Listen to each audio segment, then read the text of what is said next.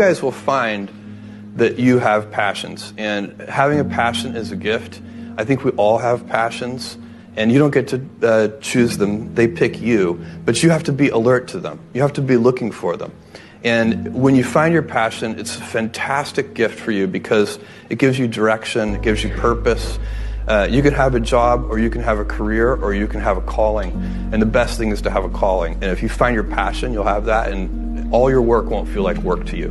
I spent an unusual amount of time with my grandparents, and especially with my grandfather on the ranch. So he had a ranch in South Texas, and I would spend my summers there from age 4 to 16. And it was useful. I was a handful, I'm sure.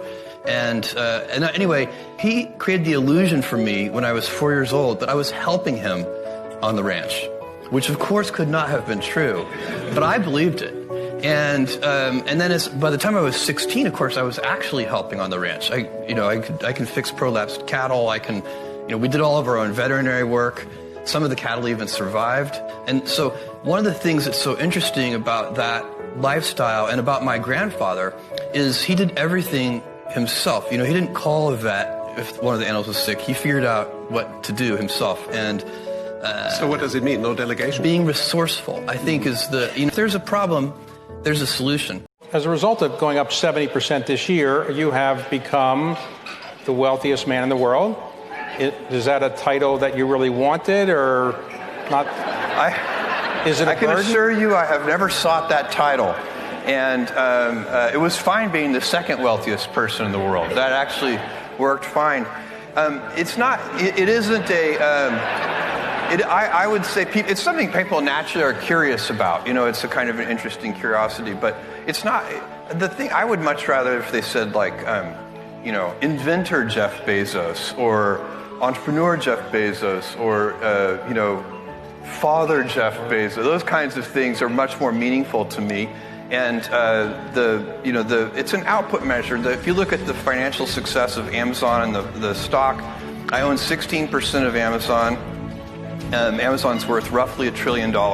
Failure is an essential component of innovation and invention. If you know it's going to work, it's not an experiment. And so if you want to invent, if you want to innovate, failure is part and parcel with that. There's no escape from that. I were to go back in time and give myself one piece of advice as an undergraduate, it would be take pride in your decisions and hard work, but not in your gifts. Celebrate your gifts. Enjoy them, but don't take pride in them. Take pride in your decisions and hard work. The company's not profitable and has an infinite PE and all this stuff. Warren Buffett has this great quote. He says, you can hold a rock concert, and that's okay. And you can hold a ballet, and that's okay. Just don't hold a rock concert and advertise it as a ballet. Investors come in all shapes and sizes. They have different investment horizons, different approaches, different beliefs about what the right kind of portfolio looks like. And so it's not one, people use Wall Street as a shorthand, but there isn't one type of investor. They come in all shapes and sizes. And you have to be super clear about what kind of company you're trying to build, what your approach is. One of my jobs as the leader of Amazon is to encourage people to be bold. And people love to focus on things that aren't yet working. And that's good, it's human nature. That kind of divine discontent can be very helpful. But you really, it's incredibly hard to get people to take bold bets. And you need to encourage that. And if you're going to take bold bets, they're going to be experiments. And if they're experiments, you don't know ahead of time whether they're going to work. Experiments are by their very nature prone to failure. But big successes, a few big successes compensate for dozens and dozens of things that didn't work. So, bold bets, AWS, Kindle, Amazon Prime, our third-party seller business, all of those things are examples of bold bets that did work, and they pay for a lot of experiments. I've made billions of dollars of failures at Amazon.com. It's easy to have ideas. It's very hard to turn an idea into a successful product.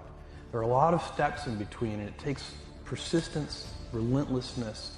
So I always tell people who are, who think they want to be entrepreneurs, you need a combination of stubborn relentlessness and flexibility. And you have to know when to be which. And basically, you need to be stubborn on your vision, because otherwise it'll be too easy to give up. But you need to be very flexible on the details, because as you go along pursuing your vision, you'll find that some of your preconceptions were wrong, and you're going to need to be able to change those things. So I think taking an idea successfully all the way to the market and turning it into a real product that people care about and that really improves people's lives is a lot of hard work.